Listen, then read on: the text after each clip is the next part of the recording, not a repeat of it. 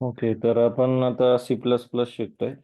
Okay, C++ हे 1985च्या आसपास आलेलं आहे. ते कोणी आणलंय तर बजाने स्ट्रॉस्ट्रोमने. ओके, तर हा पण @NT बेल लॅबोरेटरीतच डेव्हलपर आहे, जिथं सी डेव्हलप झालं. ओके, तर सी लँग्वेज जी आहे ही प्रोसिजर ओरिएंटेड लँग्वेज होती. ओके, प्रोसिजर म्हणजे प्रोसेस, एक एक प्रोसेस झाली तर दुसरी प्रोसेस म्हणजेच काय, function. Okay, procedure oriented language किंवा ज्यालाच लो लेवल किंवा मिडल लेवल प्रोग्रामिंग लँग्वेज म्हटलं जातं. C++ ही जी आहे ही object oriented language, object oriented programming language. तर याच्यामध्ये ज्यावेळेस आपल्याला शिकायचं असतं ऑब्जेक्ट ओरिएंटेड प्रोग्रामिंग मध्ये, तर आपल्याला काय काय कन्सेप्ट शिकायला लागतात. क्लास, नंतर ऑब्जेक्ट, नंतर एन्कॅप्सुलेशन, ॲब्स्ट्रॅक्शन, इनहेरिटन्स, त्याच्यानंतर पॉलिमॉर्फिझम. ओके,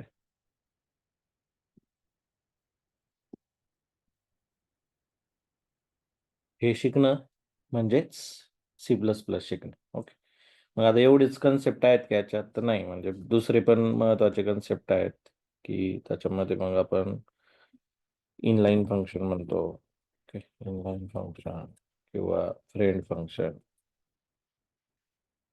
किंवा टेम्पलेट. ओके, हे सुद्धा C++ मध्ये कन्सेप्ट आहेत. ओके, त्याच्यानंतर व्हर्च्युअल फंक्शन किंवा व्हर्च्युअल बेस क्लास किंवा डायमंड प्रॉब्लेम,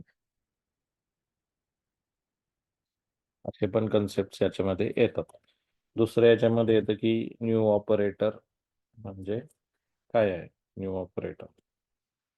त्याच्यानंतर येतं की स्कोप रिझोल्यूशन ऑपरेटर, हा सुद्धा याच्यामध्ये काय.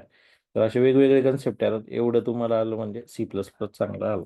ओके, आता क्लास जे आहे, हा क्लास काय असतो की टेम्पलेट असतो. बेसिक क्लास म्हणजे काय असतो की टेम्पलेट, ज्याच्यामध्ये आपण कॅरेक्टरिस्टिक्स फंक्शन हे सगळं डिफाईन करतो. पण क्लासला मेमरी असते का? तर नाही. ओके, आता क्लासला मेमरी असते, बट ती ऑलवेज 1 बाईट असते. आता ती कशी असते, काय असते, हे मी तुम्हाला नंतर सांगेल. क्लासला युनिक एक्झिस्टन्ससाठी 1 बाईट मेमरी असते. बट ज्यामध्ये जर तुम्ही 4 इंटिजर घेतले, 4 फ्लोट घेतले आणि जर ऑब्जेक्टच क्रिएट नाही केलं, तर त्याला मेमरी असाइन होणार आहे का? तर नाही. ओके, मेमरी कधी असाइन होते? ज्यावेळेस तुम्हाला object is an real life entity. Okay, म्हणजे ते ऑब्जेक्ट ज्यावेळेस तुम्ही तयार करता त्यावेळेस त्याला मेमरी असाइन होते. ओके, जे तुम्हाला व्हिज्युअलाइज होते. ओके, ऑब्जेक्ट म्हणजे क्रिएट केल्यानंतर, ऑब्जेक्ट क्रिएट केल्यानंतर आपण काय करू शकतो, त्याला मेमरी असाइन करू शकतो. तर क्लास आणि ऑब्जेक्ट हे क्लिअर आहे का? याच्यामध्ये काही क्वेश्चन्स आहेत? Object is an real life entity. Sir, okay, आता क्लास जो असतो तो सी मधल्या स्ट्रक्चर सारखाच दिसतो. जसं सी मध्ये आपण स्ट्रक्चर क्रिएट करतो ना, तसंच आपल्याला क्लास दिसत असतो. ओके, फक्त याच्यामध्ये फरक काय आहे, तर C++च्या क्लासमध्ये आपण फंक्शन सुद्धा ऍड करू शकतो. ज्यावेळेस आता प्रोग्रामिंग चालू करेल आपण, त्यावेळेस त्या गोष्टी समजतील. ओके, त्याच्यानंतर पुढचं पार्ट आहे एनकॅप्सुलेशन. एनकॅप्सुलेशन काय आहे की wrapping up data and function in a single unit. आणि एनकॅप्सुलेशन आपण कशाने अचीव करतो, तर bye using class.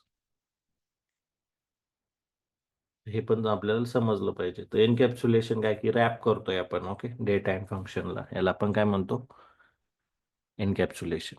Okay, wrapping up a data and function in a single unit is called as encapsulation. Okay, तर class जो दिसतोय तोच काय, एनकॅप्सुलेशन आहे. म्हणजे एनकॅप्सुलेशन कशाने अचीव केलं, तर क्लास नाही. ओके, ऍब्स्ट्रॅक्शनचं मिनिंग काय की हायडिंग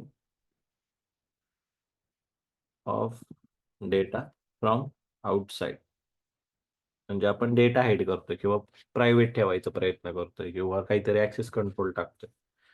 तर मग याच्यासाठी काय होतं, आपण काय यूज करू शकतो तर ऍब्स्ट्रॅक्शन. ओके. आता ऍब्स्ट्रॅक्शन कशाने अचीव करतो आपण तर bye access specifier.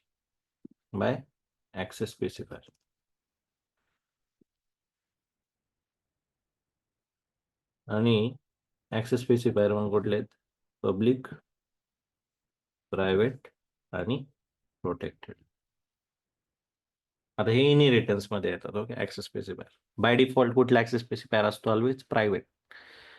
Access specifier म्हणजे काय की आपल्याला व्हेरिएबल किंवा फंक्शन कशा पद्धतीने ऍक्सेस करायचे, आपल्याला पब्लिक करायचेत का, आपल्याला प्रायव्हेट करायचेत का, किंवा प्रोटेक्टेड करायचे का, याच्यावरनं आपण त्याला ऍक्सेस स्पेसिफायर देत असतो.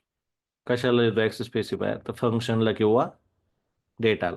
आणि फंक्शन आणि डेटा हे कुठं असणार आहे, क्लासमध्ये.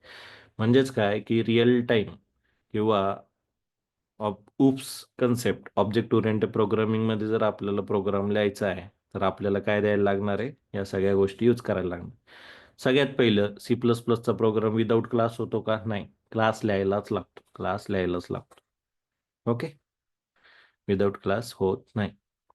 त्याच्यामुळं क्लासमध्ये काय लिहायचं असतं, कॅरेक्टरिस्टिक्स आणि फंक्शन. ज्यावेळेस मी कॅरेक्टरिस्टिक्स म्हणतो ते म्हणजे काय की डेटा म्हणजेच काय की data type. Okay. Integer, character, float, double, त्याच्यातले ॲरे, हे सगळे कुठलं पण डेटा टाईप जे आपण सी मध्ये शिकलोय ते आपण इथं ऍड करत असतो. तर याला काय म्हणतो आपण, ऍब्स्ट्रॅक्शन. ओके. बाय डिफॉल्ट काय असणार आहे, प्रायव्हेट म्हणजे मला फक्त त्याच क्लास पुरता ऍक्सेस द्यायचा आहे, आपण काय म्हणतो त्यावेळेस प्रायव्हेट. ओके. इनहेरिटन्स याच्यामध्ये हिरार्की असते, पॅरेंट आणि चाइल्ड लेवल हिरार्की.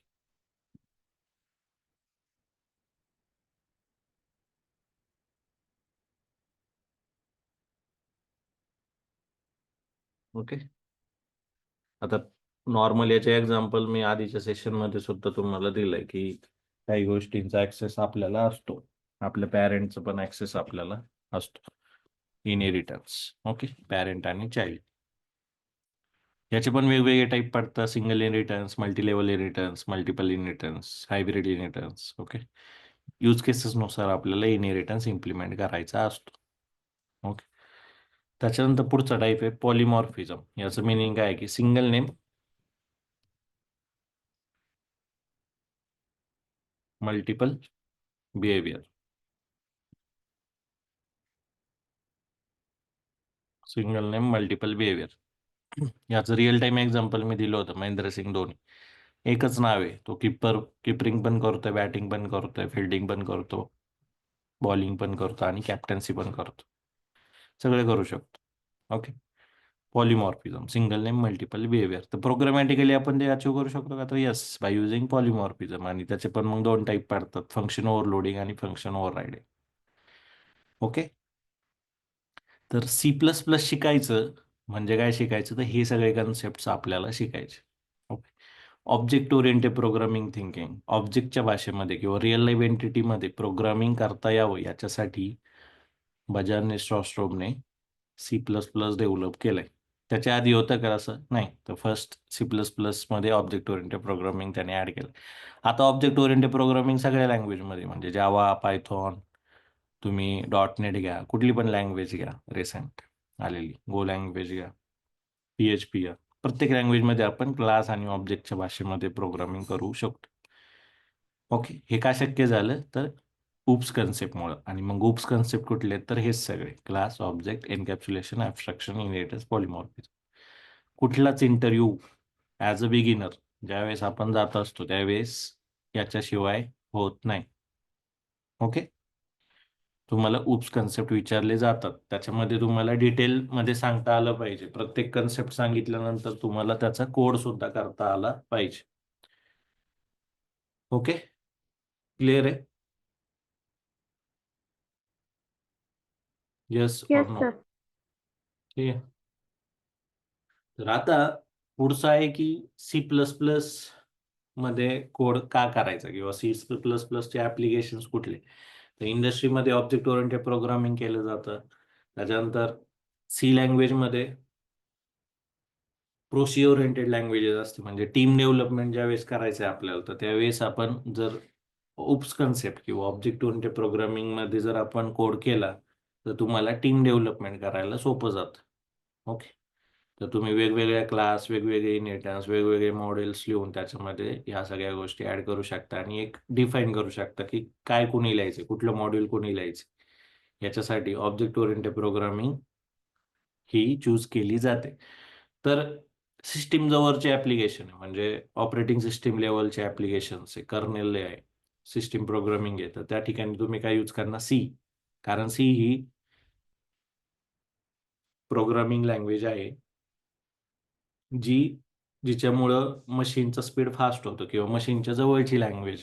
ओके. जर जिथं स्पीड पाहिजे तिथं तुम्ही कुठली लँग्वेज यूज करणार? सी. C++, जावा याचा स्पीड सी पेक्षा कमी आहे. ओके. C++चा प्रोग्राम सुद्धा इंटरनली सी मध्येच एक्झिक्यूट होतो. जावाचा प्रोग्राम रन होतो JVM वर, पण JVM हे कशात लिहिलं गेलेलं आहे? सी मध्ये. ओके. JVM जे आपण जावा इन्स्टॉल केल्यानंतर आपल्याला JVM लागतं.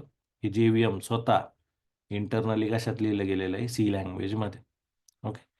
जावाचं मेन बिहेवियर काय आहे की प्लॅटफॉर्म इंडिपेंडंट नेचर. ओके. ते कशामुळे आले? JVM मुळे. बट इंटरनल JVM हे कशामध्ये लिहिलं गेलेलं आहे? C language. ओके. तर जिथं स्पीड पाहिजे, जिथं सिस्टीम प्रोग्रामिंग पाहिजे किंवा सिस्टीम लेवलचे सॉफ्टवेअर पाहिजे, तिथं तुम्ही काय यूज करणार? सी. ओके. आणि C++ हे कुठं यूज होतं? तर मॉड्युलर प्रोग्रामिंगमध्ये, जिथं ऑब्जेक्ट ओरिएंटेड प्रोग्रामिंग करायचं आहे, जिथं टीम डेव्हलपमेंट करायचं आहे, जिथं तुम्हाला C++ स्पेसिफिक फीचर्स यूज करायचे, तर तिथं तुम्ही C++ यूज करू शकता. तर जे सीने वर्क होतं ते सगळं C++ने वर्क होतं. सीचे जे कन्सेप्ट होते म्हणजे pointers, structure, data type, function, loops, हे सगळं C++ मध्ये आहे. ऑपरेटर्स. ओके. सगळं C++ मध्ये. C++ मध्ये ॲडव्हान्टेज काय आहे की सी मध्ये जे आहे ते सगळं सी मध्ये आहे. सी मध्ये जे आहे जे सगळं C++ मध्ये. C++ मध्ये अजून ॲडव्हान्टेज काय आहे की ऑब्जेक्ट ओरिएंटेड प्रोग्रामिंगचे जे कन्सेप्ट आहेत ते त्यांनी ॲडिशनली त्याच्यामध्ये दिलेले आहेत. आणि मग ते कुठले येतात की class, object, encapsulation, abstraction, inheritance, polymorphism. हे नावं आपल्याला झोपेत सुद्धा आले पाहिजेत. म्हणजे उप्स कन्सेप्ट ज्यावेळेस इंटरव्ह्यूवर तुम्हाला क्वेश्चन विचारतो, तर याच्यावरती तुमची तयारी असली पाहिजे की तुम्ही कशा पद्धतीने एक्सप्लेन करताय. तर मग एक्सप्लेन करताना थोडंफार हिस्ट्री सांगा की सी लँग्वेज आधी होती, त्याच्यात काय काय प्रॉब्लेम होते, ती प्रोसी ओरिएंटेड लँग्वेज होती किंवा सिस्टीम लेवलचे प्रोग्राम्स त्याच्यामध्ये केले जात होते. ओके. त्याच्यानंतर C++ आले, ऑब्जेक्ट ओरिएंटेड प्रोग्रामिंग लँग्वेज आली, जी बजाज शास्ट्रोबने डेव्हलप केली. तो पण ॲट बेल लॅबोरेटरीचाच डेव्हलपर किंवा सायंटिस्ट होता, ज्याने सी लँग्वेजचा अभ्यास केला आणि सी लँग्वेजमधले जे प्रॉब्लेम्स होते ते ओव्हरकम करण्यासाठी त्यांनी C++ आणलं. आणि त्याच्यामध्ये मग त्यांनी ऑब्जेक्ट ओरिएंटेड थिंकिंगमध्ये प्रोग्रामिंग आपण करू शकतो असे कन्सेप्ट त्याने त्याच्यात डेव्हलप केले. ओके. C++चा प्रोग्राम इंटरनली सी मध्येच एक्झिक्यूट होतो. तुम्ही सीचा सिंटॅक्स लिहा आणि प्रोग्राम सेव्ह करताना .cpp ने करा आणि प्रोग्राम कंपायलर करा C++ने, तरी तो होतो. याचाच अर्थ काय आहे की C++ is superset of C language. Okay. C++ मध्ये सी लँग्वेजचं सगळं आहे, प्लस ऑब्जेक्ट ओरिएंटचे कन्सेप्ट सुद्धा त्याच्यामध्ये आहेत. ओके.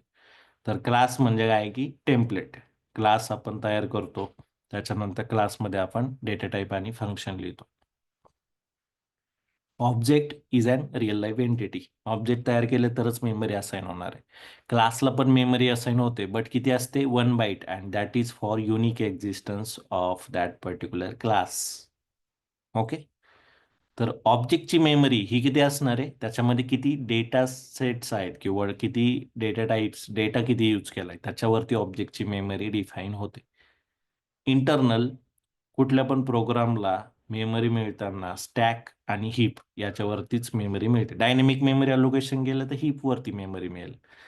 जर स्टॅटिक मेमरी अलोकेशन केलं तर मेमरी कुठे मिळणार आहे तुम्हाला? स्टॅकवर. आणि प्रत्येक क्लासची मेमरी ही त्या त्या ऑब्जेक्टवरतीच बाइंड असते. ओके. सगळ्यात पहिल्यांदा ज्यावेळेस आपण ऑब्जेक्ट तयार करतो त्यावेळेस ती इंटरनल मेमरी तयार होते, त्याच्यामध्ये कन्स्ट्रक्टर सुद्धा कॉल होत असतो. ओके, तर ऑब्जेक्टचं काम काय आहे की मेमरी असाइन करायचं.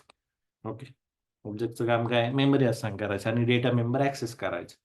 डेटा मेंबर ऍक्सेस करायचे पण दोन पद्धती असतात, एक डिरेक्ट ऍक्सेसिंग, एक इनडायरेक्ट ऍक्सेसिंग. डॉट ऑपरेटर हा आपण यूज करतो त्याच्यामध्ये.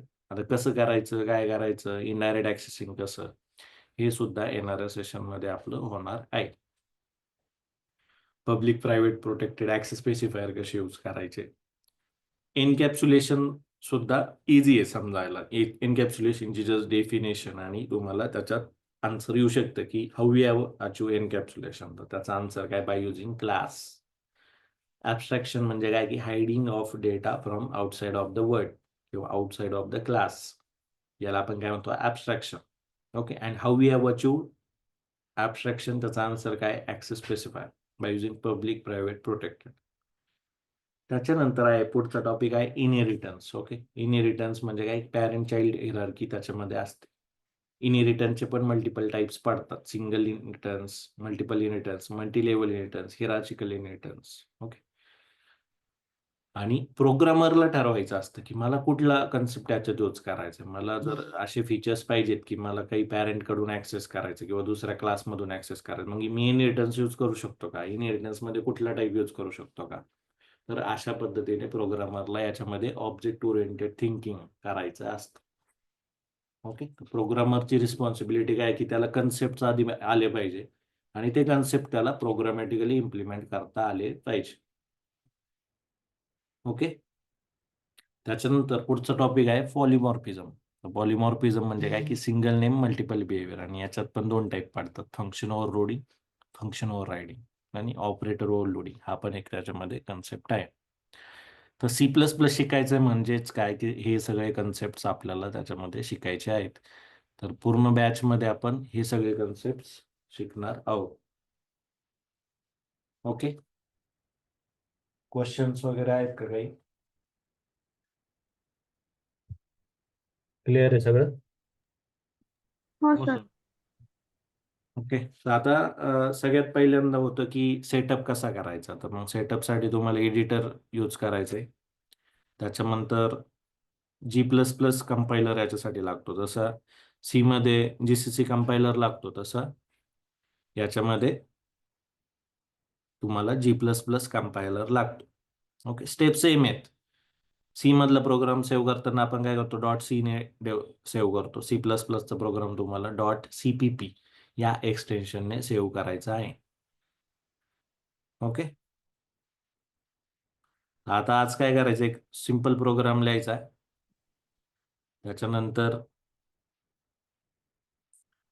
तुम्ही काय करायचंय की त्याला .C++नेच सेव्ह करायचं आणि रन करायचं. ओके, G++ कंपायलर करा, बेसिक प्रोग्राम करा. हॅलो वर्ल्डचा सीचा जो सिंटॅक्स होता तसाच. C++चा तुम्हाला एक पण कोड करायचं नाही आणि एक्झिक्यूट करून बघायचं. याच्यातनं काय कळेल की C++ याच्यामध्ये सीचं सगळं आलंय, जसंच्या तसं सीचे सगळे कन्सेप्ट आलेले आहेत.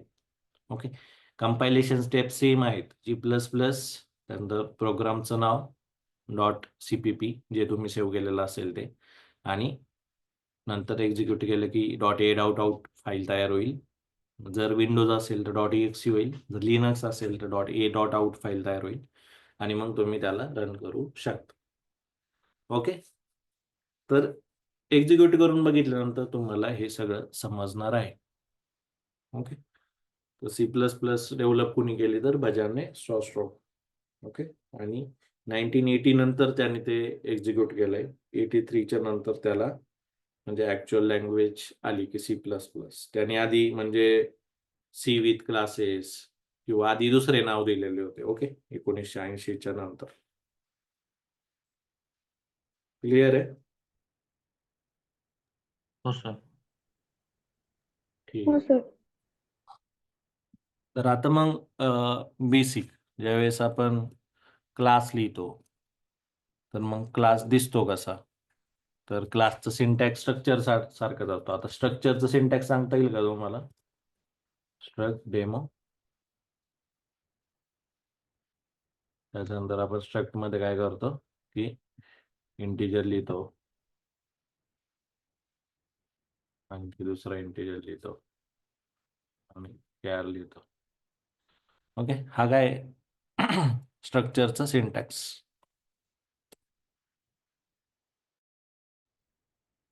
सी मधलं स्ट्रक्चर आहे. ओके, सी मधलं स्ट्रक्चर. आणि याचं ऑब्जेक्ट आपण कसं तयार करतो की डेमो DOBJ.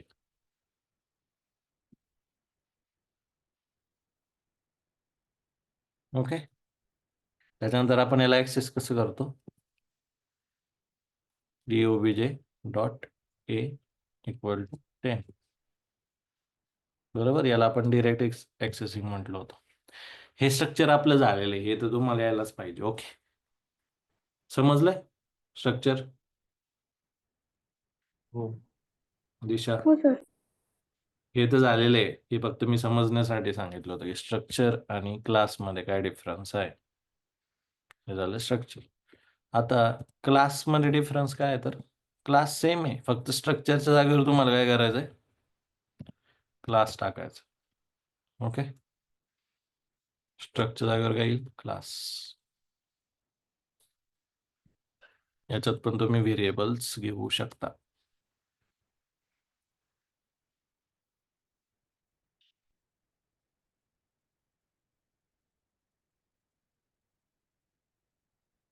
ओके, क्लिअर आहे? क्लिअर आहे का? फक्त याच्यामध्ये काय असतं की सेमीकोलन द्यायला लागतो तुम्हाला क्लास संपला की.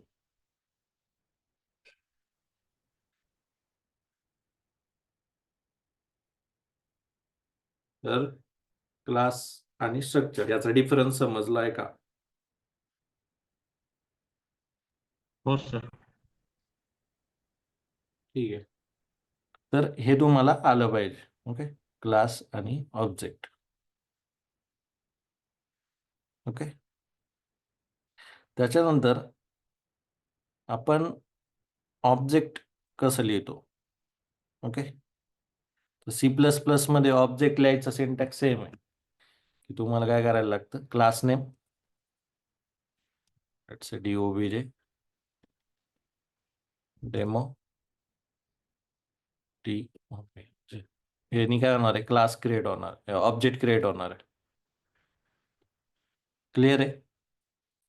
आता जर तुम्ही ऑब्जेक्ट क्रिएट नाही केलं तर मेमरी असाइन होते का? ऑब्जेक्ट क्रिएटच नाही केलं तर मेमरी असाइन होते का? नाही होत. नाही होणार. हम्म. होईल, पण किती होईल? क्लाससाठी मेमरी किती असाइन होईल, 1 बाईट. 1 बाईट. ओके, आणि कुठल्या ऑपरेटरने आपण साईज बघू शकतो, दिशा सांगता येईल का? तुला यायला पाहिजे. बाईट. काय यूज करून आपण size of size of operator use करून आपण साईज बघू शकतो. ओके, तर साईज ऑफ ऑपरेटर यूज करा, त्या क्लासची साईज चेक करा. साईज ऑफ ऑपरेटर यूज करा, ऑब्जेक्टची साईज चेक करा. ओके, तर हे सगळे प्रोग्राम्स आपले होणार आहेत. बट मला सांगायचं काय की ज्यावेळेस तुम्ही ऑब्जेक्ट क्रिएट करता त्याच वेळेस त्याला मेमरी असाइन होणार आहे. आता इथं ज्यावेळेस तुम्ही क्लास लिहिता, ओके, तर इथं तुम्हाला ऍक्सेस स्पेसिफायर द्यायला लागतो, पब्लिक किंवा प्रायव्हेट. ओके, हा सिंटॅक्स ऍक्सेस स्पेसिफायर. जर दिलं नाही तर बाय डिफॉल्ट तो काय असतो, प्रायव्हेट. ओके, त्याच्यानंतर क्लास आणि स्ट्रक्चर मध्ये डिफरन्स काय आहे की तुम्ही त्याच्यामध्ये फंक्शन सुद्धा लिहू शकता. ओके,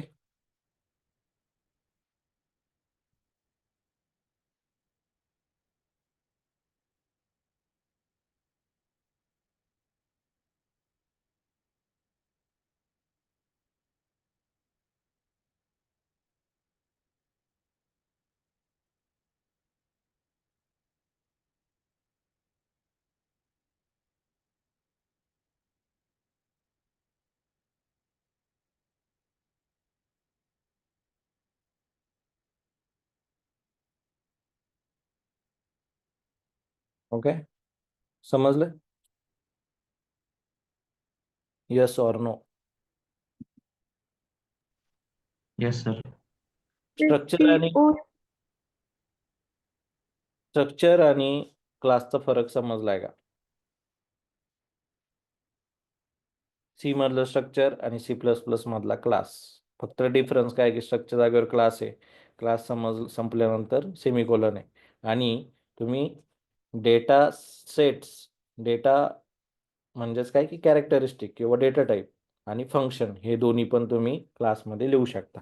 एनकॅप्सुलेशनचे डेफिनेशन आठवा. Binding of data and function in a single unit is called as encapsulation. आणि how we are achieving encapsulation is by using class. तर क्लासमध्ये काय असतं की डेटा पण असतो आणि फंक्शन पण असतो. ओके. आता सिंटॅक्स, इथं ॲक्सेस स्पेसिफायरचं सिंटॅक्स आहे, इथं डेटा टाईप आहे. ॲक्सेस स्पेसिफायर नाही दिलं तरी प्रोग्राम रन होतो, कारण तो इंटरनली बाय डिफॉल्ट कंपायलरचं काम आहे की तो प्रायव्हेट कन्सिडर करणार. तसंच तुम्ही फंक्शन लिहू शकता.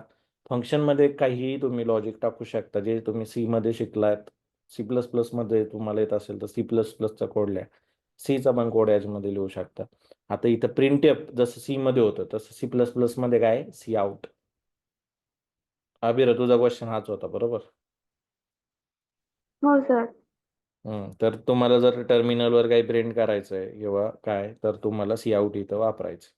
तिकडं सी आउट मध्ये म्हणजे तिकडे काय होतं, प्रिंटएफ होतं, इथं काय सी आउट आहे. ओके, समजलंय? त्याच्यानंतर तुम्ही ऑब्जेक्ट तयार करा. ऑब्जेक्ट यूज करून तुम्ही फंक्शनला कॉल करू शकता, प्लस व्हेरिएबलला इनिशियलाइज करू शकता. आता इथं ऑब्जेक्ट क्रिएट केलंय. ऑब्जेक्ट क्रिएट केलं, मेमरी किती असाइन होईल रे याच्यामध्ये? DOBJ साठी मेमरी किती असाइन झाली?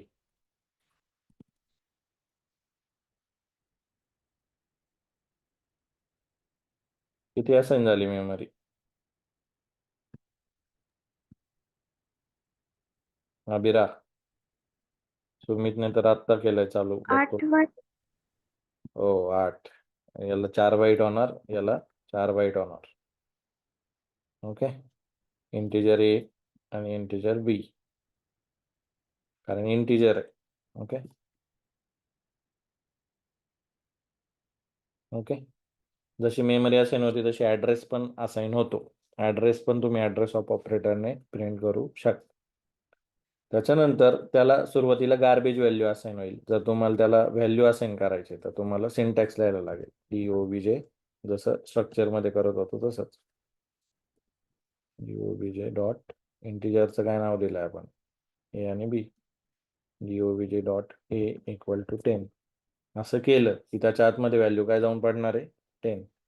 तोपर्यंत त्याची व्हॅल्यू काय होती, गार्बेज. ओके. स्टोरेज क्लास नावाचा कन्सेप्ट इन सी, तो समजला पाहिजे. इंटरनली या सगळ्या गोष्टी, आता सपोज मला इथं 20 व्हॅल्यू टाकायची, तर मला सिंटॅक्स काय लिहायला लागणार, DOBJ dot B equal to 20. समजलंय? तसंच जसं तुम्ही कॅरेक्टरिस्टिक्स ऍक्सेस केलं तसंच तुम्ही फंक्शन पण ऍक्सेस करू शकता. म्हणजेच काय, DOBJ डॉट फन.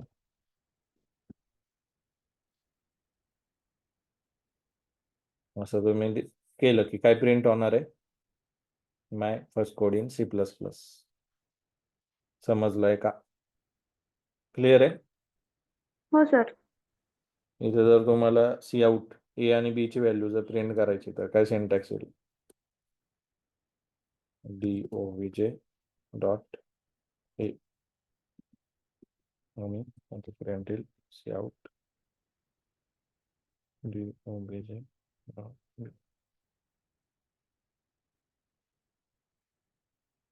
झेपतंय का?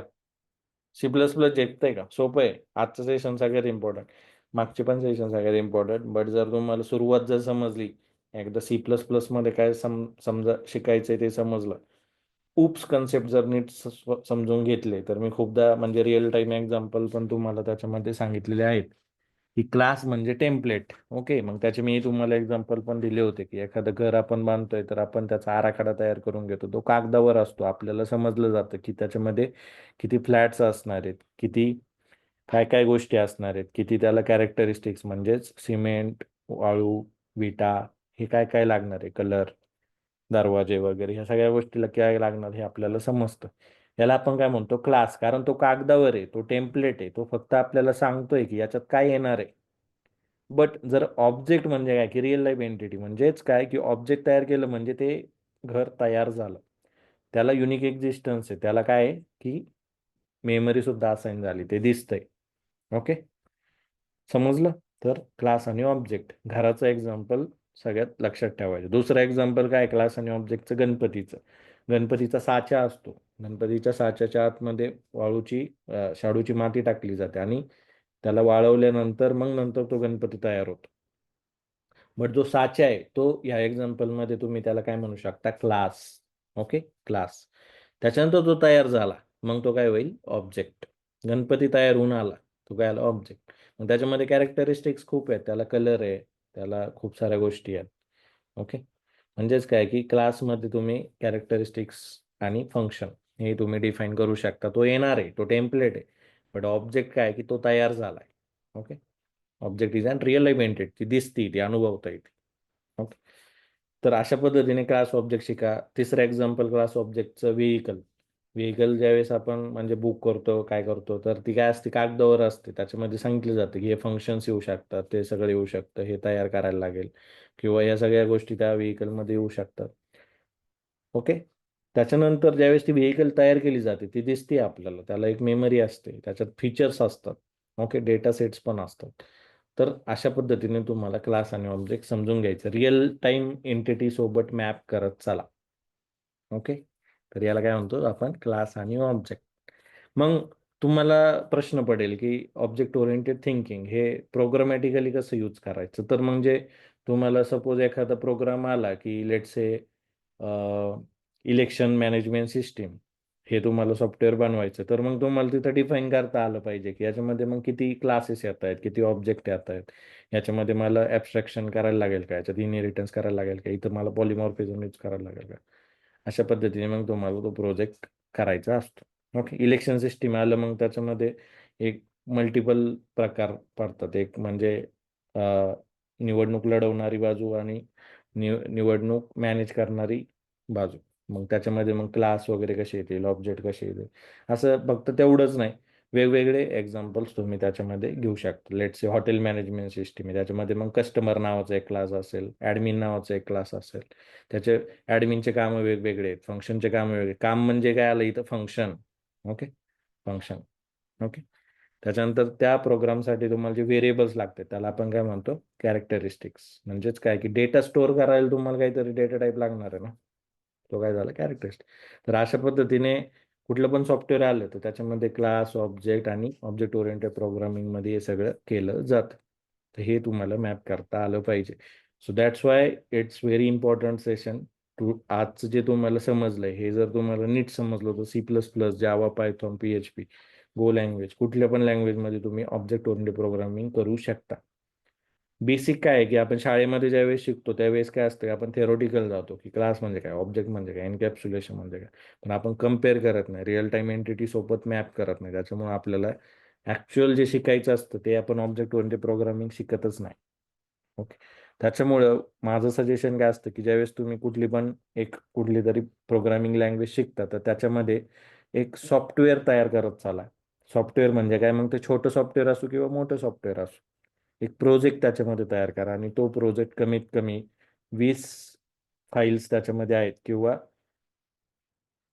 200 प्रोग्राम तरी त्याच्यामध्ये आहेत, असा पर्टिक्युलर तुम्ही त्याच्यामध्ये सॉफ्टवेअर तयार केलं पाहिजे. मग ते सॉफ्टवेअर तयार करता करता तुम्हाला खूप साऱ्या अडचणी येतील की तुम्हाला आधी डायग्राम बनवायला लागेल की कसं बनवायचं आहे, कसं कुठलं सॉफ्टवेअर तयार करायचं, कुठली लँग्वेज तयार करायची, मला काय गोष्टी लागणार आहेत, मला सेटअप काय लागणार आहे, मला कन्सेप्ट कुठले यायला पाहिजे. तर ह्या सगळ्या गोष्टी आहेत. कुठली पण लँग्वेज एकदा पूर्ण शिकलो की आपण त्याच्यात सॉफ्टवेअर बनवू शकतो. ओके, तर हे सगळ्या गोष्टी आहेत. तुम्ही C++ चांगल्या लेवलला याच्यामधून शिकू शकता. एनकॅप्सुलेशन मी काय सांगितलं की binding data and function in a single unit and encapsulation is achieve by the class. हे आपण प्रोग्रामॅटिकली पण बघितलं की क्लास कसा दिसतो, याच्यामध्ये डेटा आणि फंक्शन असतात. क्लासला मेमरी नसते, क्लासला मेमरी असते, तर 1 बाईटच असते ऑलवेज, कारण युनिक एक्झिस्टन्ससाठी कंपायलर त्याला 1 बाईट मेमरी देतो. ॲब्स्ट्रॅक्शन म्हणजे काय की hiding of data from outside, याला आपण काय म्हणतो ॲक्सेस स्पेसिफायर.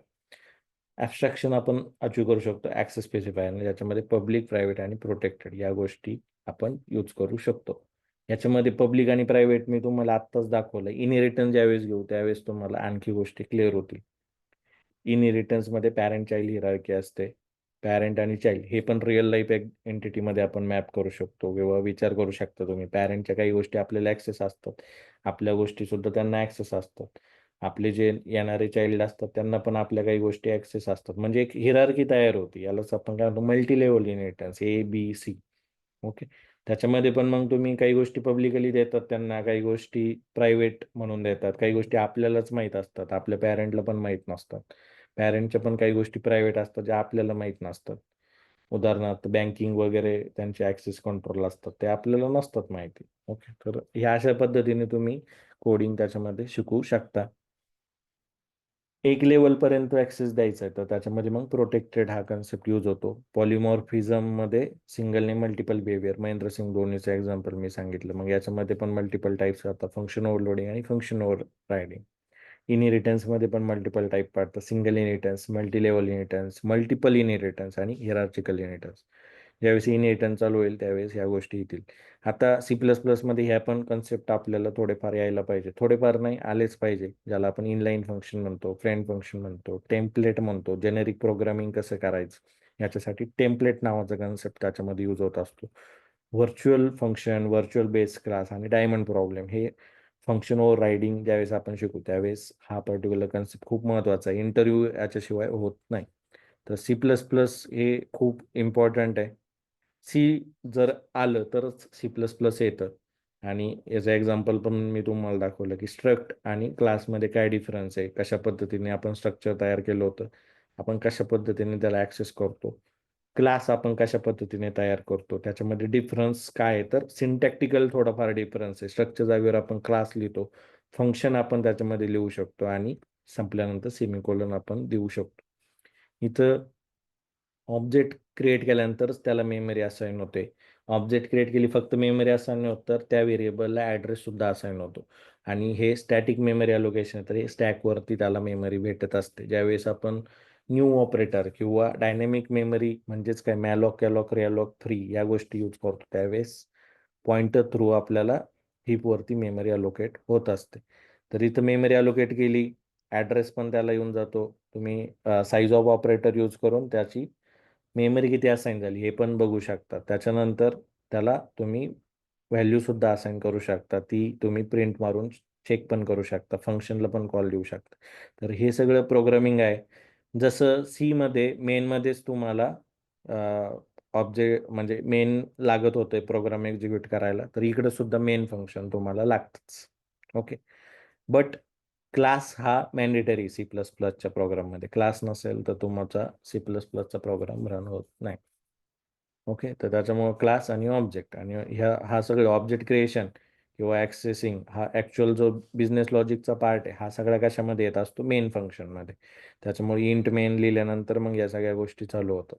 क्लास तुम्ही किती पण लिहू शकता, त्याच्यामध्ये मग तुम्ही इनहेरिटन्स यूज करा, वेगवेगळे क्लास लिहा, वेगवेगळ्या गोष्टी यूज करा.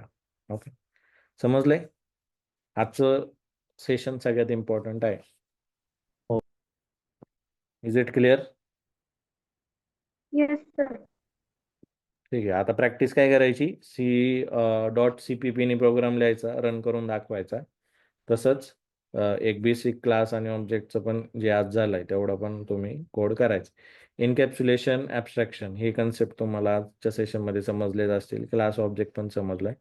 मग राहिलं काय इनहेरिटन्स आणि पॉलिमॉर्फिझम. अजून पण आपण व्हेरियस गोष्टी याच्यामध्ये शिकणार आहे. खूप सारे sessions already techno Marathi with MW म्हणजे जवळपास 30 ते 40 सेशन C++वरती आपण अपलोड केलेले आहेत. त्याच्यामध्ये पण या सगळ्या सेम गोष्टी एक्सप्लेन केलेल्या आहेत, इन डिटेल एक्सप्लेन केलेल्या आहेत. तर ते पण तुम्हाला रेकॉर्डिंग थ्रू त्याच्यामध्ये बघायचं आहे आणि C++ चांगल्या गोष्टीला शिकून घ्यायचं. C++ जर चांगलं आलं तर जावाचे इंटरव्ह्यू चांगल्या पद्धतीने देता येतील, C++चे इंटरव्ह्यू देता येतील. सॉफ्टवेअर तुम्हाला त्याच्यामधलं बनवता येणार आहे. इंटरव्ह्यूज बिगिनर ज्यावेळेस असतो त्यावेळेस C++, जावा, पायथॉन, मायस्क्यूएल, लिनक्स हे आलंच पाहिजे. जेवढं पॅकेज तुम्हाला मोठं पाहिजे तेवढ्या ह्या सगळ्या गोष्टी त्याच्यामध्ये तुम्हाला आल्या पाहिजे. जेवढं डिटेल तुम्हाला येणार आहे तेवढं तुम्हाला त्याचा बेनिफिट होणार. जर वर आला तर इंटरव्ह्यू क्रॅक होत नाही. इंटरव्ह्यू क्रॅक करायचा तर डिटेल नॉलेजच इम्पॉर्टंट आहे. थेरॉटिकल नॉलेजवर इंटरव्ह्यू क्रॅक होत नाही. ओके, तर या सगळ्या गोष्टी असतात. फक्त थेरॉटिकल जाऊ नका, प्रॅक्टिकल अंडरस्टँड करा, इंटरनल गोष्टी शिकून घ्या आणि त्याच्यानंतर या गोष्टी तुम्हाला सोप्या जातात. ओके, क्लिअर आहे? Yes sir. ओके. ठीक आहे. Yes, आज sir. इथं आपण थांबूयात. अजून constructor, destructor, constructor calling sequence असे व्हेरियस कन्सेप्ट त्याच्यामध्ये येतील.